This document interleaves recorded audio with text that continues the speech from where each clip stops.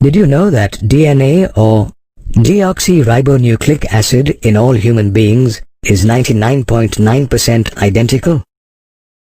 It is that 1/10 of 1% difference that makes us all unique. DNA derives its name from deoxyribonucleic acid, a type of nucleic acid. Nucleic acids are made up of polynucleotide chains, which are formed by several nucleotides or molecules that make up the structure of the DNA when bonded together. In fact, the length of a DNA is defined by the number of nucleotides or pairs of nucleotides present in the DNA.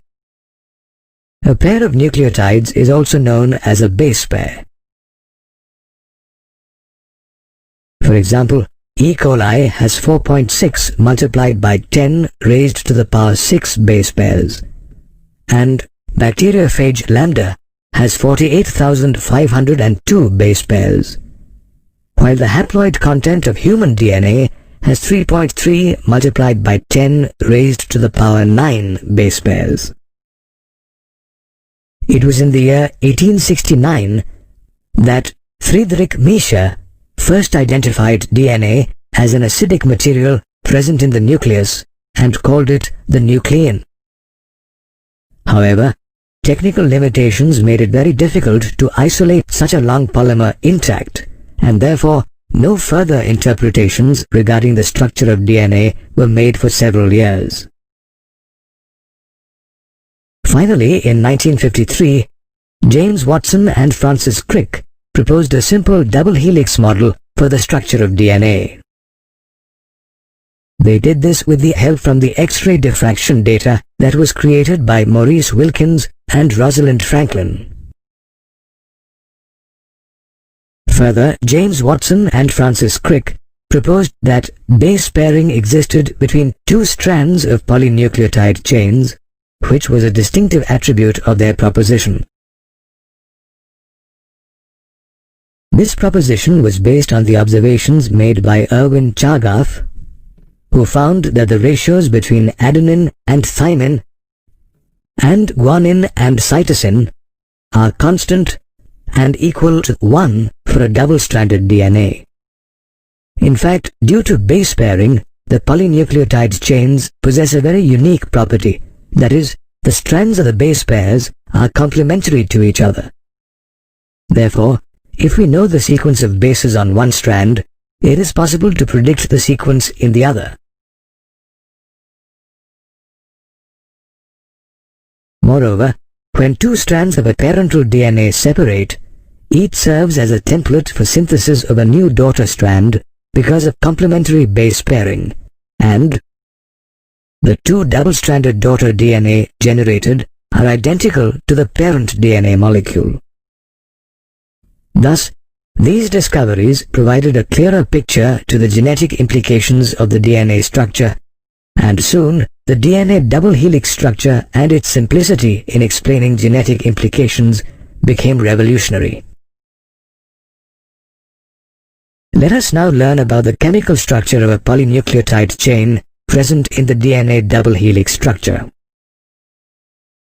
The polynucleotide chain is made up of three components: a nitrogenous base, a phosphate group, and a pentose sugar, which is deoxyribose. Further, the nitrogenous base is of two types, purines and pyrimidines. The purines comprise adenine and guanine, while the pyrimidines comprise cytosine and thymine. Now, through an N-glycosidic linkage, a nitrogenous base is linked to the pentose sugar, forming a nucleoside, which can be guanosine or deoxyguanosine, adenosine or deoxyadenosine, uridine or deoxythymidine, and cytidine or deoxycytidine. Conversely, depending on the sugar present, a nucleotide or a deoxynucleotide is formed when a phosphate group is linked to 5'OH of a nucleoside through the phosphoester linkage. Also, a dinucleotide is formed when two nucleotides are linked through a 3'-5' phosphodiester linkage, and several such nucleotides can join similarly to form a polynucleotide chain. At one end of this chain is a free phosphate moiety at the 5' end of ribose sugar, which is called the 5' end of the polynucleotide chain. Similarly, at the other end of the chain is present a ribose with a free 3' OH group, which is called the 3' end of the polynucleotide chain. A salient feature of the double helix DNA structure is that it comprises two polynucleotide chains, the backbone of which is constituted by sugar phosphate with bases projecting inside. The double helix structure has several other salient features too. Its two polynucleotide chains have anti-parallel polarity. That is, if one chain has a polarity 5-3-, the other has 3-5-. Moreover, the bases of the two DNA strands are paired with the help of hydrogen bonds forming base pairs. Adenine is bonded with thymine from the opposite strand with two hydrogen bonds and vice versa. Similarly, guanine is bonded with cytosine with 3 hydrogen bonds. Because of this structure, a purine always comes opposite to a pyrimidine, which results in a uniform distance being maintained between the two helix strands. Another salient feature of the helix structure is that the two chains are coiled in a right-handed fashion. Therefore, the pitch of the helix is 3.4 nanometers, and each turn consists of about 10 base pairs. As a result, the distance between a base pair and a helix is around 0.34 nanometers. Additionally, in a DNA double helix, the plane of one base pair stacks over the other, which, along with the hydrogen bonds, makes the helical structure very stable. The stable DNA helix structure allows it to be the genetic material that has instructions for the development and functioning of all known living organisms.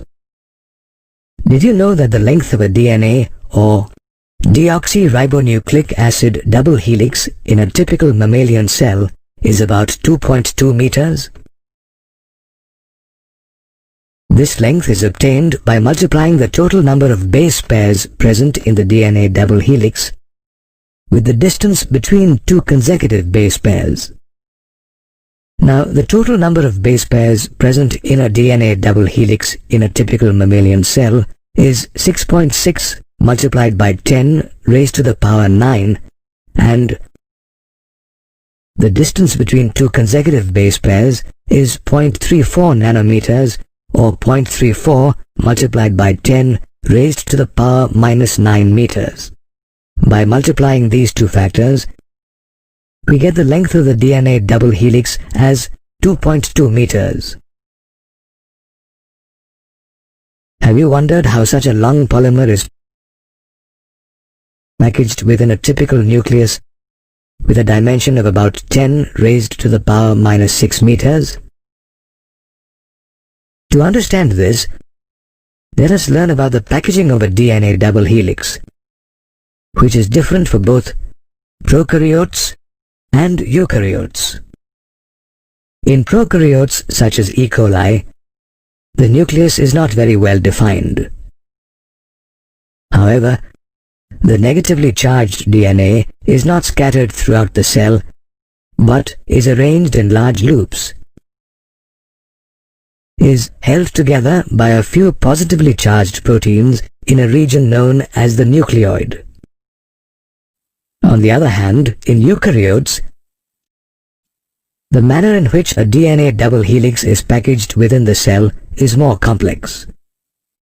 Eukaryotes contain a single molecule of negatively charged DNA packaged around a spool of positively charged basic proteins known as histones. The charge in a protein is decided by the abundance of amino acid residues with charged side chains. Now in this case, the proteins are positively charged as the histones are rich in basic amino acid residues like lysines and arginines, which carry positive charges in their side chains. Furthermore, the histones are arranged to form a unit of 8 molecules known as the histone octamer. Now around the positively charged octamer, a negatively charged DNA molecule is wrapped to form a structure known as the nucleosome, which is held in place by the H1 histone. A typical nucleosome has around 200 base pairs of DNA helix, and the nucleosomes present in chromatin can be seen as a beads-on-string structure when observed under an electron microscope. It is the nucleosomes that make up the repeating unit in chromatin, the thread-like bodies present in nucleus. Now, the chromatin fibers are of two types, euchromatin and heterochromatin. In a typical nucleus, euchromatin fibers of 30 to 80 nanometers in diameter are loosely packed and stain light. On the other hand, heterochromatin fibers of about 300 nanometers in diameter are more densely packed and stain dark. Moreover, of the two types of chromatin fibers, euchromatin is transcriptionally active, while heterochromatin is inactive. These chromatin fibers coil further and condense to form short and thick bodies called chromosomes during the metaphase stage of cell division. In this way, a DNA double helix is packaged into a chromosome, which is further packaged within the nucleus. If we stored the entire DNA sequence of a single human cell in books, we would have 3,300 books, each with 1,000 pages, where every page contains 1,000 letters. Yes, a human genome, which has about 3 multiplied by 10 to the power of 9 base pairs, can produce such an enormous amount of data. In fact, an ambitious international scientific research project called the Human Genome Project, or HGP, set out to do just that, to determine the complete sequence of base pairs of DNA inside the human genome. More precisely, the HGP aimed to identify approximately 20,000 to 25,000 genes in human DNA. The average gene consists of 3,000 bases. However, gene sizes vary greatly. Did you know that dystrophin is the largest known human gene, which has 2.4 million bases? Now, if you add the number of base pairs in the human genome, the sequences of more than 3 billion chemical base pairs would have to be determined under the HGP. Therefore, by aiming to understand the genetic makeup of the human species, the HGP served an important purpose. It was important because it is a sequence of bases in our DNA that determine our genetic information. 99.9% of all nucleotide bases are exactly the same in people. Yet we differ from each other, and that is because our DNA sequences differ in certain places. Scientists have identified about 1.4 million locations with single-base DNA differences, also known as SNPs, or single nucleotide polymorphism. Knowledge about variations in the human genome can equip us with more ways to diagnose, treat, or even prevent disorders and ailments that affect human beings. Similarly, knowledge of the repetitive sequences in DNA shed a lot of light on chromosome structure and evolution. Repetitive sequences, also known as microsatellites, are those stretches of DNA sequences that are repeated many times, sometimes 100 to 1,000 times, in the human genome. Also, they have no direct coding functions. In fact, less than 2% of genome codes for proteins and for more than half the discovered genes are still unknown. With the advent of advanced genetic engineering methods, it was now possible to isolate and clone a piece of DNA to determine its sequence. So even though the HGP was a mammoth project, it was a viable one. Since the HGP aimed to store the entire genome information in databases, it required high-speed computational devices for data storage and retrieval. In addition, the HGP required improved tools for data analysis. Thus, the HGP is also credited with contributing to the rapid development of a new branch of biology called bioinformatics, which involves the application of statistics and computer sciences to the field of molecular biology. The HGP was a 13-year project that began in 1990 and was completed in 2003. It was coordinated by the U.S. Department of Energy and the U.S. National Institute of Health. Did you know that initially it was James D. Watson, one of the co-discoverers of the double helix structure of DNA, who headed the project? However, in the initial years of the HGP, Wellcome Trust of the UK became a major partner, though more contributions arrived from countries such as Japan, France, Germany, and China, to name a few. Although the HGP had aimed to understand the genetic makeup of the human species, it also focused on several other non-human species such as the bacterium E. coli, yeast, a free-living non-pathogenic nematode called Caenorhabditis elegans, a fruit fly called Drosophila, and the laboratory mouse. Learning about non-human DNA sequences can lead to a further understanding of their natural capacities and traits, which may offer solutions in various sectors such as health, agriculture, and energy production.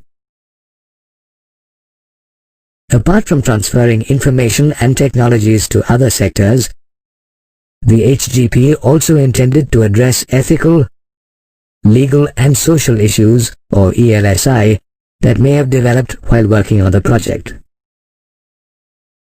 Therefore, though the HGP was a mammoth and hugely beneficial project, it required enormous effort, cost, and innovation, as well as caution, to accomplish it successfully. In 1869, Friedrich Miescher isolated an acidic material from the nucleus of a cell and called it nuclein, now known as nucleic acids. Also around the same time, Gregor Mendel proposed the principles of inheritance. In fact, Gregor Mendel, Thomas Hunt Morgan, Walter Sutton, and numerous other scientists had narrowed their search for genetic material to chromosomes.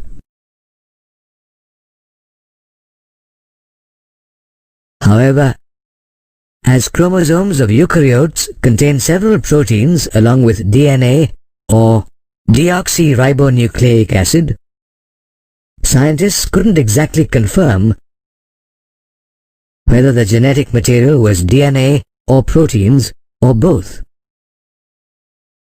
By around 1926, the search for the mechanism of inheritance of genetic material had reached the molecular level, yet the genetic material had still not been discovered. However, in 1928, Frederick Griffith, a British scientist, conducted an experiment that accidentally demonstrated the transformation of genetic material in bacteria. In fact, Frederick Griffith was in the process of developing a vaccine against the bacteria Streptococcus pneumoniae that caused pneumonia by inoculating the dead microbes along similar lines of Louis Pasteur's experiments on vaccination. Frederick grew the bacteria in a culture plate and found that they were of two forms, the smooth and the rough. This was because the smooth, shiny colonies, or the S strain of the bacteria, possessed a mucus or a polysaccharide coat, while the rough colonies, or the R strain, had no such coat. Further, when the mice were injected with the S strain, they died of pneumonia infection, while those injected with the R strain did not develop pneumonia. This proved that the S strain of bacteria was virulent or lethal, while the R strain was harmless. Moreover, Frederick also found that heating killed the bacteria. So when he injected heat-killed S strain bacteria into the mice, they did not die. On the other hand, when he injected a mixture of R strain bacteria and heat-killed S strain bacteria, the mice died. Surprisingly, he even recovered the living S strain of bacteria from the dead mice. So on the basis of this experiment, Frederick concluded that the heat-killed S strain bacteria had somehow transformed the R strain bacteria. He also concluded that the reason why the R strain bacteria produced a smooth polysaccharide coat and became lethal or virulent was because of the transfer of some genetic material from the heat-killed S strain bacteria. However, there was still no means to ascertain or identify the genetic material that was transferred and responsible for the transformation process. Later, after 16 years, in 1944, a team of 3 scientists, Oswald Avery, Colin MacLeod, and Macklin McCarty, once again began research on the experiment that was once conducted by Frederick. At that time, they tried to identify the biochemical nature of the transforming principle in Frederick's experiment. For this, the scientists first purified biochemicals such as proteins, DNA, and RNA or ribonucleic acid from the heat-killed S strain bacteria. They did so to identify the biochemical responsible for transforming the live R strain into S strain bacterial cells. Through their experiments, they discovered that it was the DNA from the S strain bacteria that had transformed the R strain bacteria. They also found that digestion of the DNA of heat-killed S strain with DNase inhibited transformation. Further, the scientists also discovered that addition of proteases or protein-digesting enzymes and RNases or RNA-digesting enzymes did not affect the transformation. This led to the conclusion that proteins or RNA were not transforming substances and implied that DNA was the cause for the transformation. Thus, through their experiments, Oswald Avery, Colin MacLeod, and Macklin McCarty concluded that DNA is the hereditary material in most living organisms.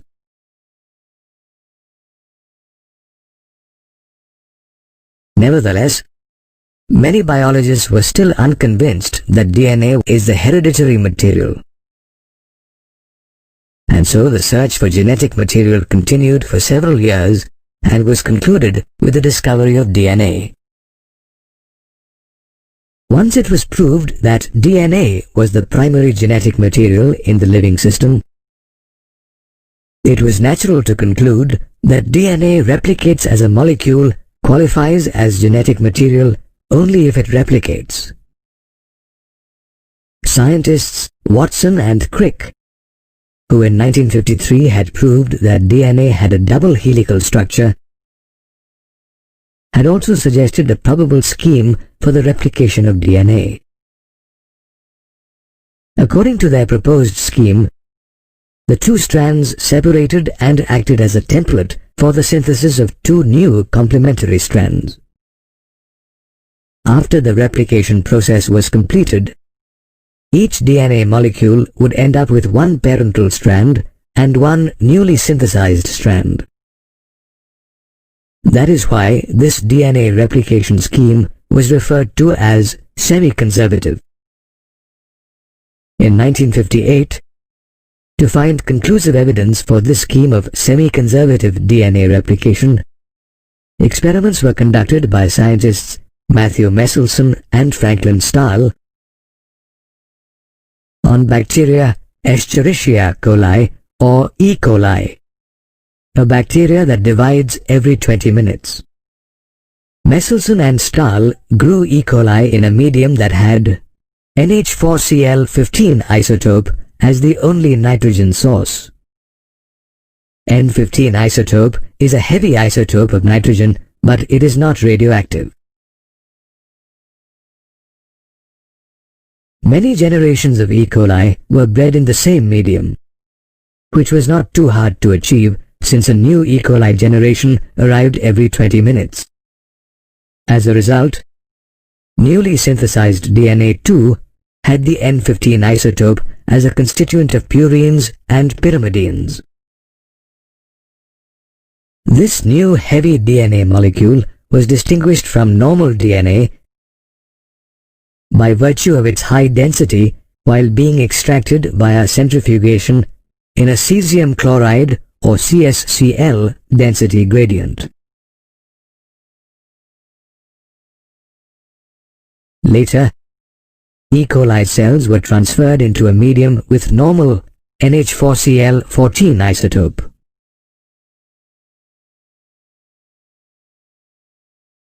After the cells multiplied, their DNA was extracted and separated independently in CsCl gradients to record the density of DNA. It turned out that DNA extracted from the first progeny of E. coli after the transfer from the N15 isotope to the N14 isotope medium had an intermediate density. It was referred to as hybrid DNA. The next generation of E. coli, which was born after 40 minutes, had equal amounts of hybrid DNA and light DNA. Thus, the findings of the Meselson and Stahl experiment established the validity of Watson and Crick's theory of the semi-conservative DNA replication scheme. Similar experiments were further conducted in higher organisms such as plants and human cells to prove the same. One such experiment was conducted by Dr. J. Herbert Taylor and his colleagues in 1958. In root tip cells of Vicia faba or faba beans, using radioactive thymidine to determine the distribution of newly synthesized DNA in chromosomes. Here again, the experiment proved that DNA replication even in chromosomes was semi-conservative. Therefore, with multiple experiments conducted by different scientists, it was concluded that DNA replicates semi-conservatively.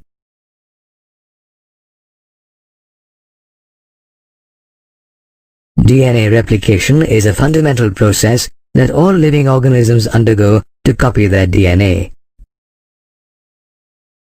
It is an elaborate process that requires several enzymes such as helicases, topoisomerases, DNA polymerase, and DNA ligase to catalyze the replication reaction. In a cell, DNA replication begins at a specific point. For example, bacteria E. coli has a definite region where the DNA replication originates.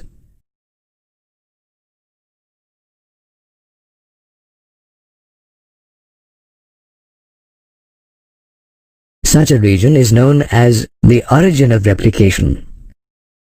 This is also the reason why a vector is required when a piece of DNA needs to be replicated during recombinant DNA procedures, as it is the vector that provides the origin of replication.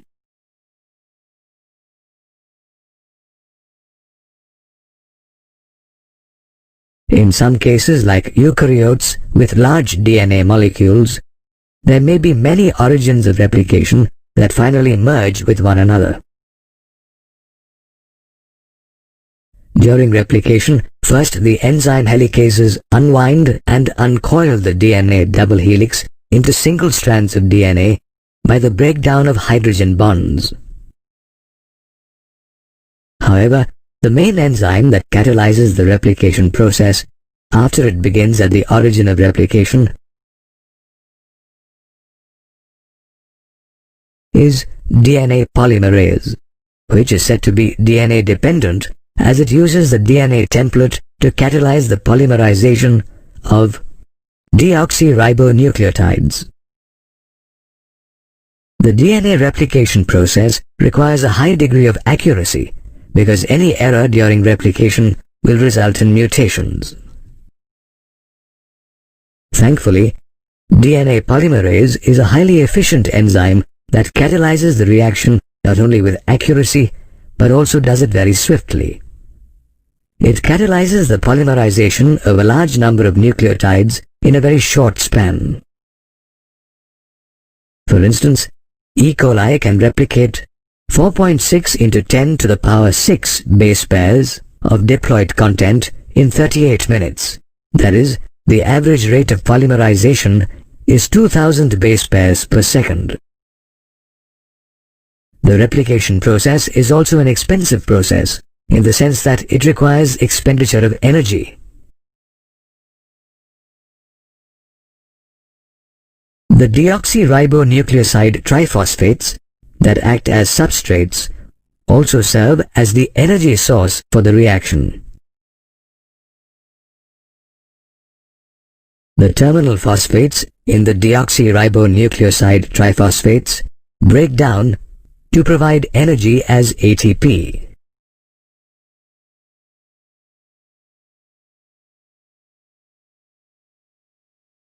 Due to the high energy requirement, two DNA strands do not always separate completely, especially in the case of long DNA molecules.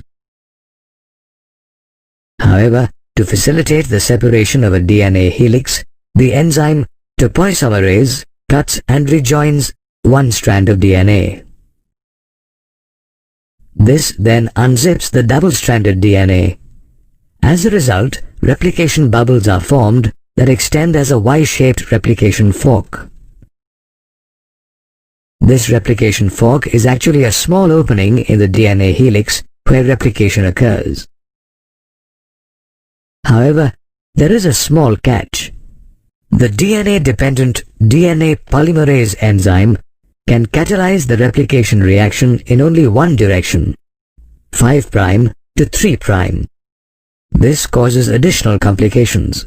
Replication on one template strand that has 3' to 5' polarity, also known as the leading strand, is continuous, whereas replication on the other template strand with 5' to 3', also referred to as the lagging strand, is discontinuous. These discontinuously replicated fragments, also known as Okazaki fragments, are then joined by the enzyme DNA ligase. Further, cellular proofreading mechanisms ensure the fidelity of DNA replication. In case wrong bases are entered into the helix of DNA by mutation, the enzyme nuclease can identify and correct them. They cut off the defective segment of DNA and introduce the correct segment, which is then joined by the enzyme DNA ligase. However, scientists are still to understand all the aspects of DNA replication. Although it is a known fact that replication of DNA in eukaryotes takes place in the synthesis phase of the cell cycle. The cell cycle too needs to be coordinated with the replication process, or a chromosome anomaly may occur. For example, a failure in cell division after DNA replication results in an inheritance disorder as polyploidy. Therefore, the process of DNA replication, which is the basis of biological inheritance, is conducted with accuracy with the help of various enzymes in a determined manner.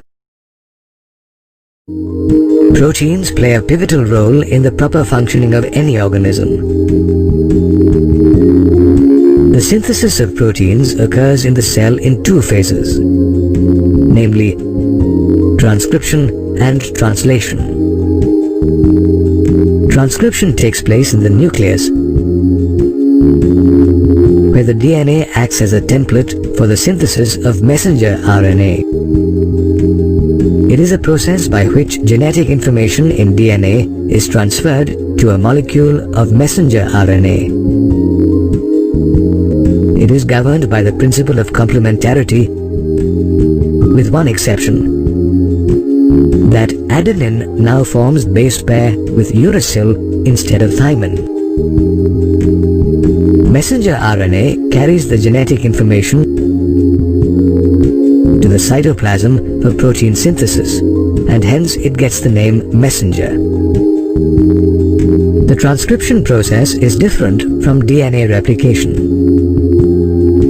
In replication, the total DNA of an organism gets duplicated, while in transcription, only one DNA strand gets copied into RNA.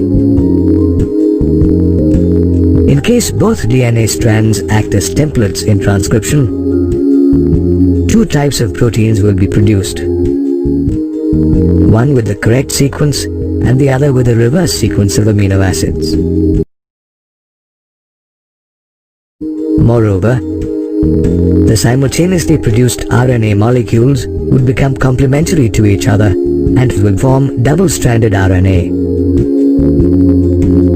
As a result, RNA will not get translated into protein and the process of transcription will get nullified. However, such an occurrence is quite rare. The segment of DNA which takes part in the transcription process is called the transcription unit, and it encodes for at least one gene. Let's understand the transcription unit in detail.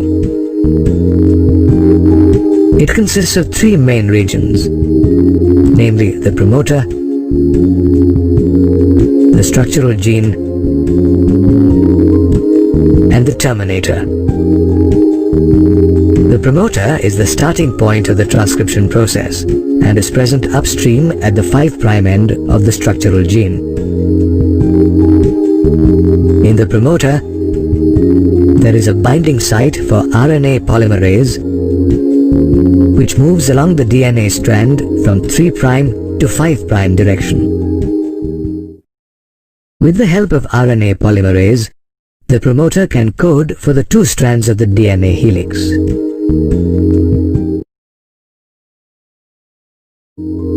However, these two DNA strands will get reversed if the promoter switches its position with the terminator. The next part of the transcription unit is the structural gene, which consists of two DNA strands having opposite polarity.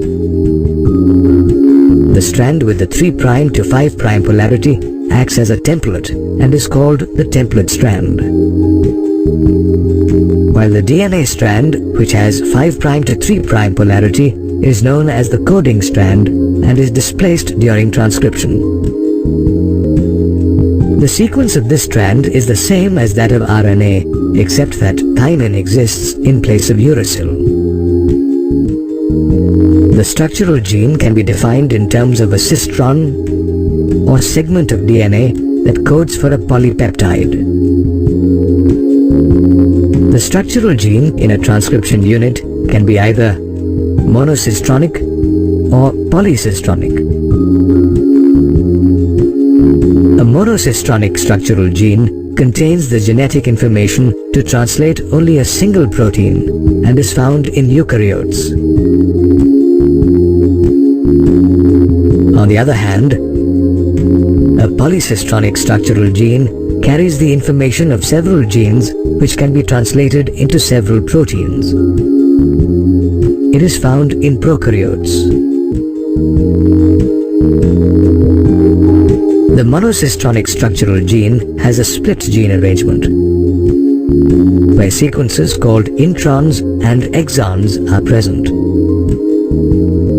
However, in this gene arrangement, only the exons act as coding sequences.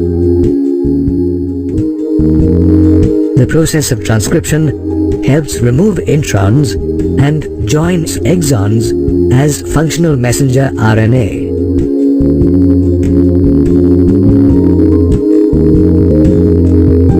It is the exons in the structural gene, along with the promoter, which determine the inheritance of a character. The structural gene also consists of regulatory sequences which regulate the functions of other genes but do not code for any RNA or protein. They are also known as regulatory genes. At the 3' end of the structural gene is the terminator, which is another important part of the transcription unit. The terminator defines the end of the process of transcription. Transcription also happens to be the first stage in the process of gene expression.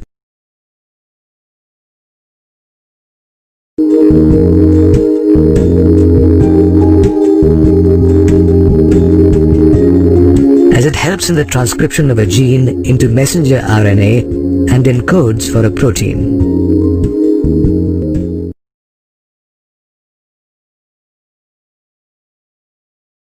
The building of protein is very essential to the functioning of an organism.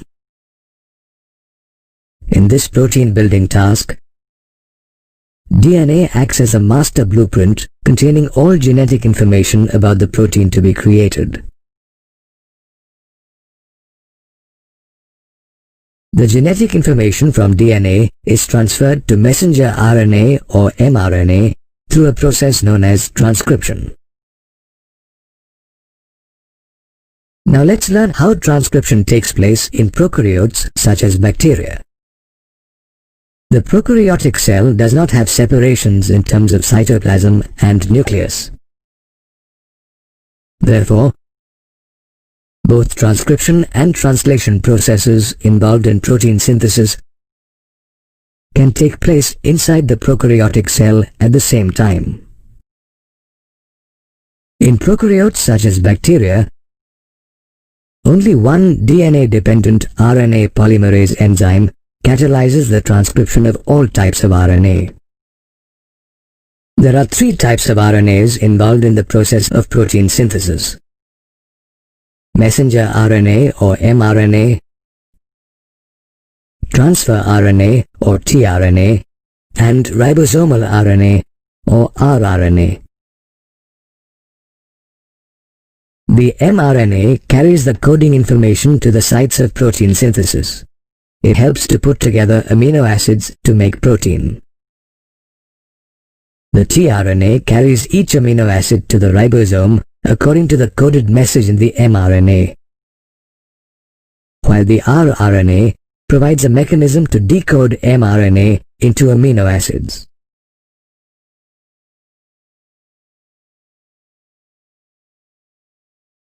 Transcription, the first process in protein synthesis, occurs in 3 stages: initiation, chain elongation, and termination.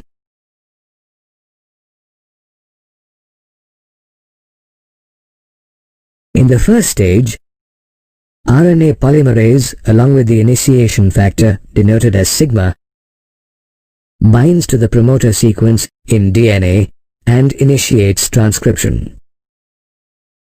This helps in the opening of the DNA helix and separates the two DNA strands. Now, the second stage of transcription, called elongation, begins. In this stage, the RNA polymerase builds a strand of RNA using one of the DNA strands as a template. RNA polymerase uses nucleoside triphosphates as substrates and polymerizes using the law of complementarity. This RNA chain growth takes place in 5' to 3' direction. After chain elongation commences, the sigma factor dissociates from the RNA polymerase and can be reused. The final stage of transcription is termination, in which the polymerase, along with termination factor represented by Rho, reaches the terminator region, and newly created mRNA fall off along with the enzyme. This marks the end of prokaryotic transcription.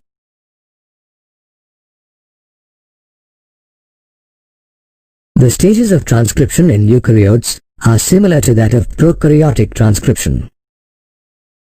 However, there are some differences as well. Let's understand them in detail. Unlike prokaryotic transcription, which occurs in cytoplasm transcription, in eukaryotes, transcription occurs in the nucleus. There is only one RNA polymerase in prokaryotic transcription. However, eukaryotic transcription involves at least 3 RNA polymerases. The RNA polymerase 1 transcribes various rRNAs.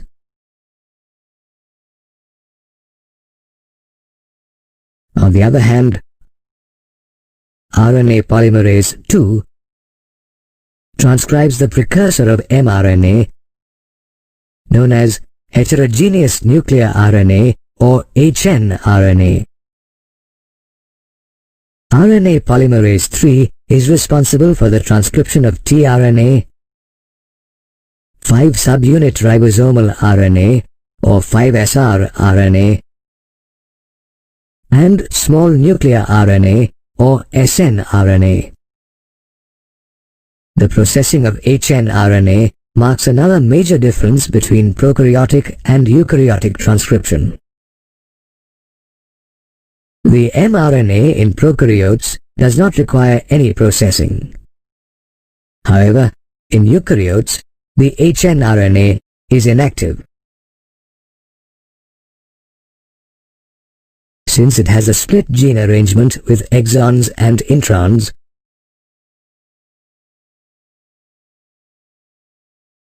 and hence it has to undergo processes such as capping, splicing, and tailing.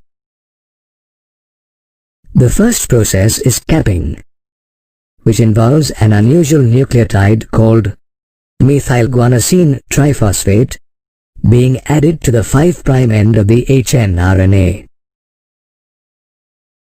Capping helps mRNA to bind with small ribosomal subunits during protein synthesis. The next process is splicing, in which the introns are eliminated and exons are joined in a specific order.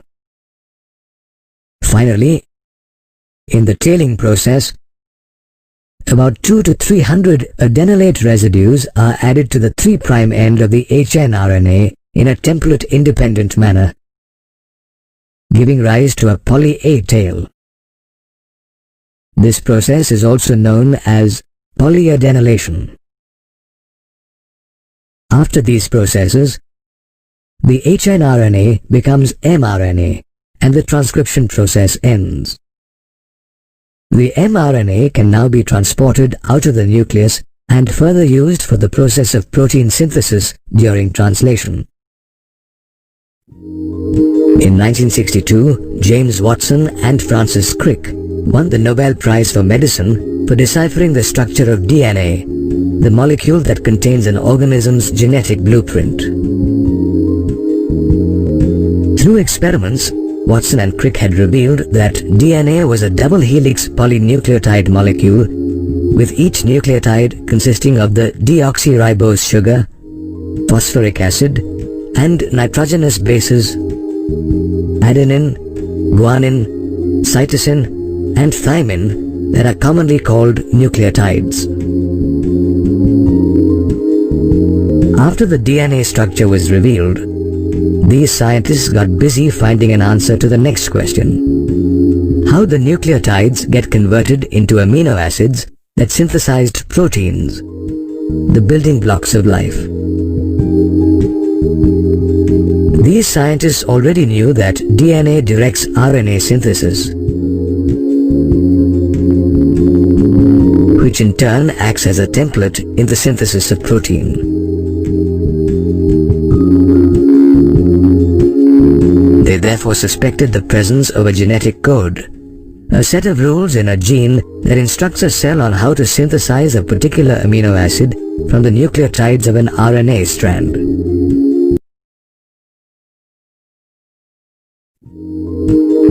The scientists now had only one aim: to decipher this genetic code.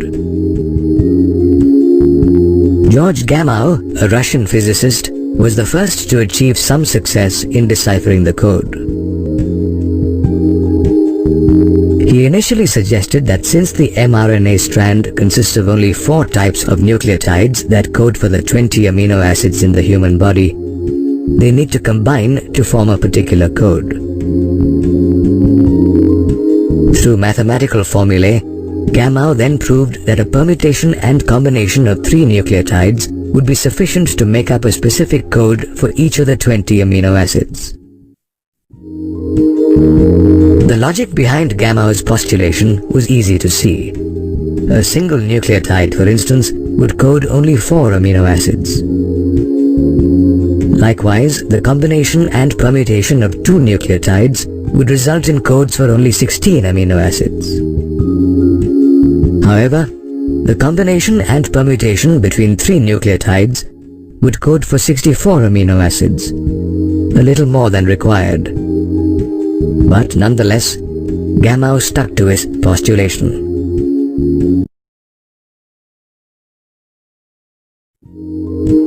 Though scientists were now aware that a combination of 3 nucleotides was all that was required to make a particular code, they had another question: which combination of nucleotides coded which amino acid? The answer to these questions came from research scientists Marshall Nirenberg and Heinrich Mattei.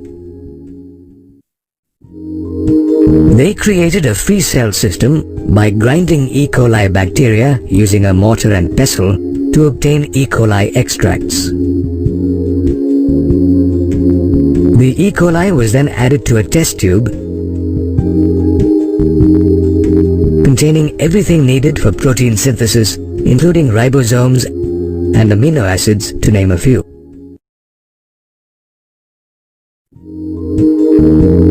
However, the test tube lacked an mRNA, without which protein synthesis was not possible. The scientists then added artificially synthesized mRNA consisting of only one base, uracil, in the free cell system.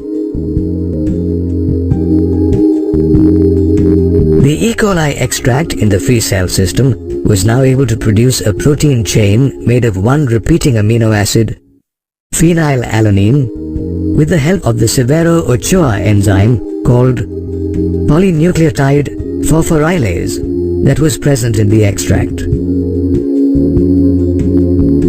This suggested triplet UUU codes for the amino acid phenylalanine. Nirenberg and Mattei had finally cracked the genetic code for at least one amino acid. Subsequently, Hargobind Khorana formulated a chemical method to produce well-defined nucleic acids, long strands of RNA with every nucleotide in the exact position.